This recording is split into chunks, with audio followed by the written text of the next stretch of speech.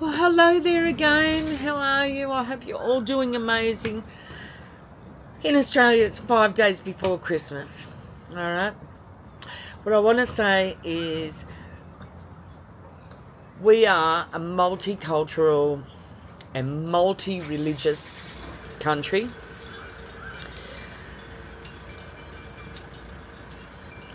We'll talk about that later. But we have lots of public holidays because of the Christian side of it. And we have many other religions residing or people with religious beliefs that are different. We've got Hindi, we got Zen, we got Buddhists, we got it all. We got Muslims, we got the whole gamut going on, all right? And we are one of the countries that do it well. Even if everybody wants to rubbish it in Australia, we actually do really well. And I just want to I don't care where you come from and what you believe in. The biggest thing you need to do is just have respect. Respect for yourself will bring respect to others, okay? And sometimes your environment can be what instills certain beliefs and values into you. But go out into the world with an open mind and accept everybody and learn about everybody's heritage and culture and religion. It doesn't matter.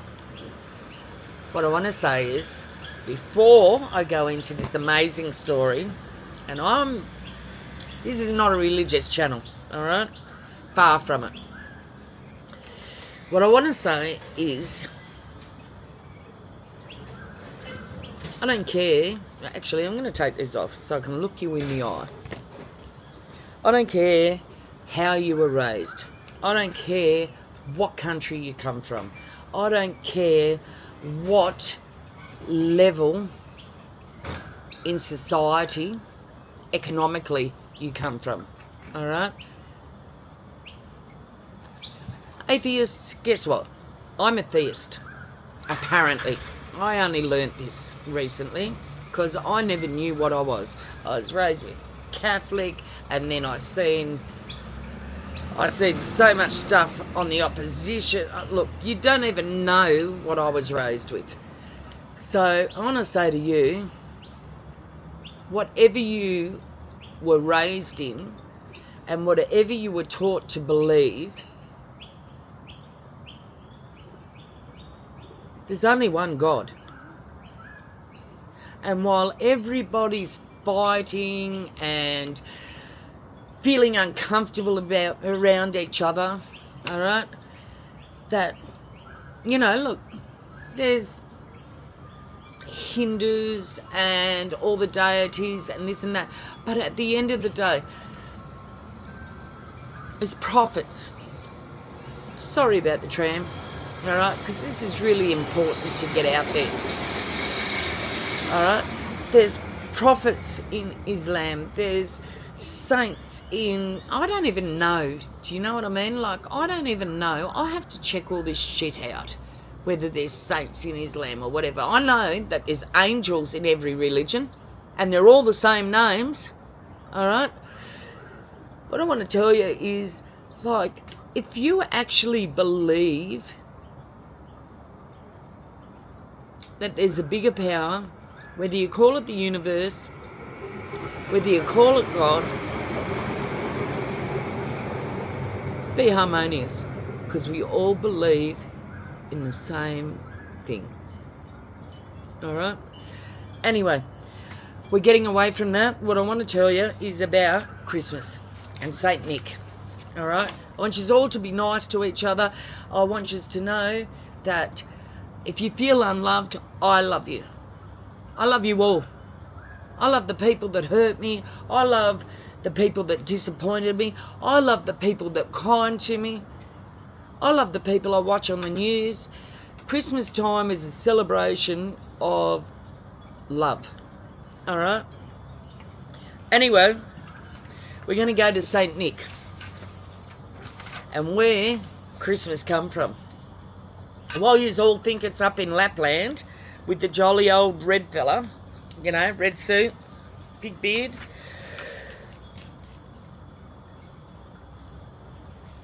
I'm going to tell you about the 4th century. Now, I have to read it, and it's been printed hugely, and I was in awe of this when it was presented to me because it was all about humanity. All right? So anyway, here we go.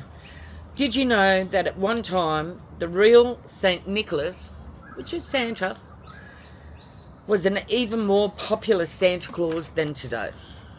I'm just going to put this here. It's in big print, but I've just got to be careful because I can't really see it that much. Anyway, Nicholas was born in the Lycian port of Patara to wealthy parents. Think about this. He was orphaned as a child and raised by an uncle who was a priest. The young Nicholas followed his uncle's footsteps. But because he did not think it was right for a priest to have so much money, he distributed his inheritance through many acts of charity. Now listen close. Most people are probably familiar with the story of the poor father with the 3 daughters unable to provide dowries for them. He planned to send them into the streets as prostitutes. Now understand, in these times, if you had a son, he could work hard for you. If you had a daughter and you couldn't marry her off, that's the only way she could support her and her family. All right? We're talking about Santa Claus, Saint Nick. It's all the same to me. So, Nicholas, in secrecy of the night, threw a bag of gold through the man's window, enough to provide a dowry for the eldest daughter. He did the same for the second girl, but when it came to the third, he went to the house, the windows were locked. We'll talk about that later. Think about it. First 2, gone. Father's poor, the windows are locked. Let you work that one out for yourself. And here's the best part.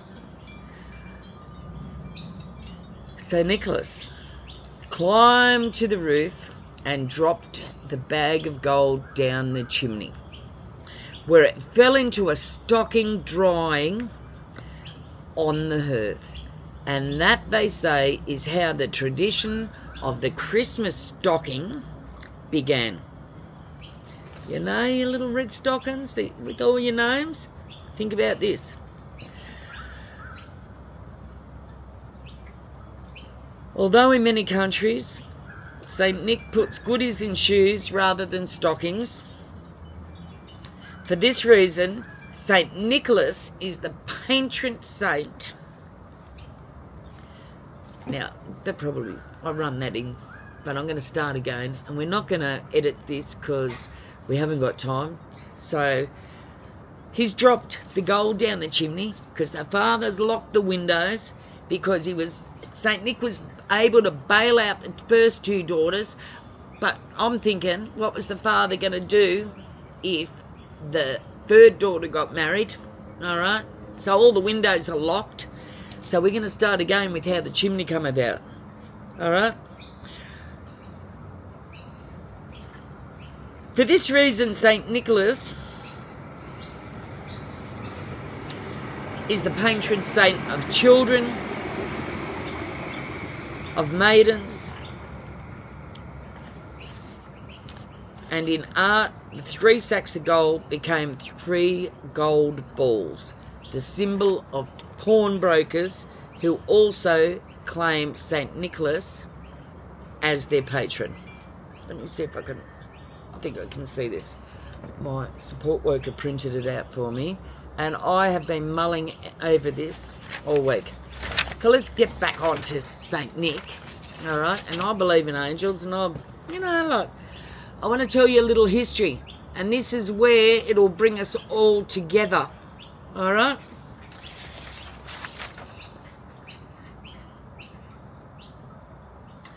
As a young man, Nicholas travelled to Palestine to visit the holy places where Jesus had lived. On his return voyage by sea, a storm threatened to sink the ship he was on. He came on deck to pray with the sailors, and the storm was calmed. The saint is also said to have many other sailors. Oh, look, I'm so sorry. Please be patient, because this is an amazing story. Okay? Even though he's now a saint, which many people don't believe in, all right? But listen to the rest of this. The saint is also said to have rescued many other sailors from shipwrecks off the coast of Lycia. Where is Lycia? I'll digress. Making him the patron of sailors and other travellers. Nicholas became the bishop of Myra. Where is Myra? Now, it's an ancient name, but look it up and see what country it's in. In present-day Turkey. Just about the same time, the Roman Emperor Diocletian, and I hope I didn't slaughter that, began his persecution of Christians in 303. Now, Bishop Nicholas spent nearly 10 years in prison for refusing to renounce Christ. He was freed when Constantine became the emperor and made Christianity the official Roman religion. So you've got to understand that all these places at that time, all right, were all hooked up together. He returned home to his people in Myra. Where is Myra, you ask? Modern day Turkey, which has a minimum of 91% of Muslim believers. Islam believers, Muslim people. Islam believers, which is okay. He returned home to his people in Myra, participated in the Council of Nicaea in 325 and died. Already declared a saint around the year 350. Let me go on. You'll find this interesting. Saint Nicholas was immediately popular in Eastern churches.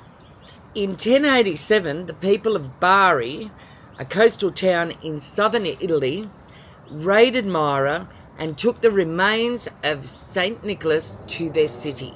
Now, understanding that Myra is an ancient city of modern-day Turkey.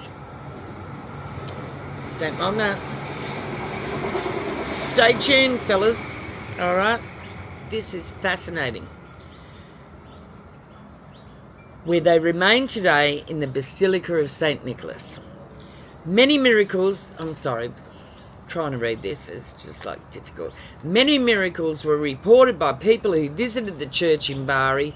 Churches all over Europe were soon named after the saint.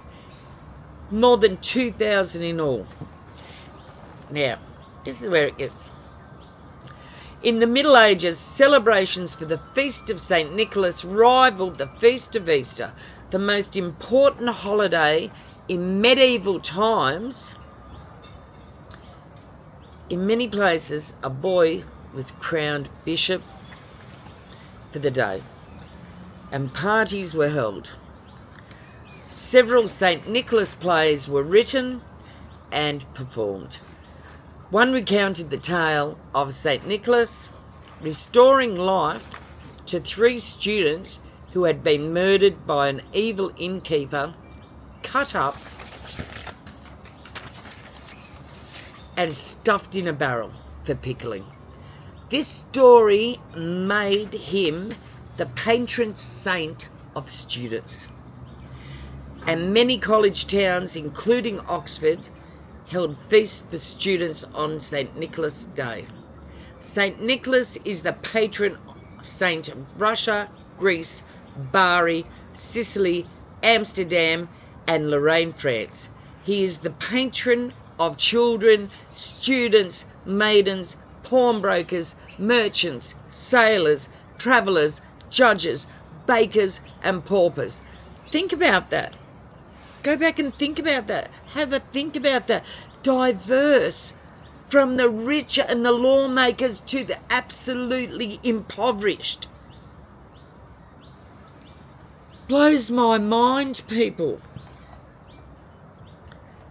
His feast day is actually December the 6th. I'm loving this.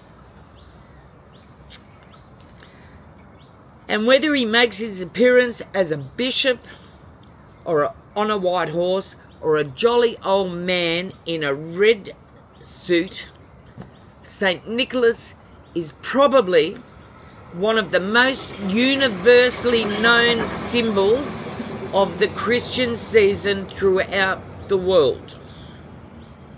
Now, I have to thank Elizabeth Johnson, who actually wrote this, and we're going to put a link.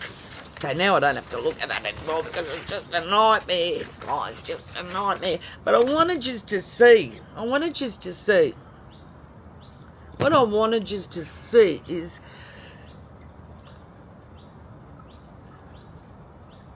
all those thousands of years ago, hundreds, thousands, whatever, all right? My brain's not.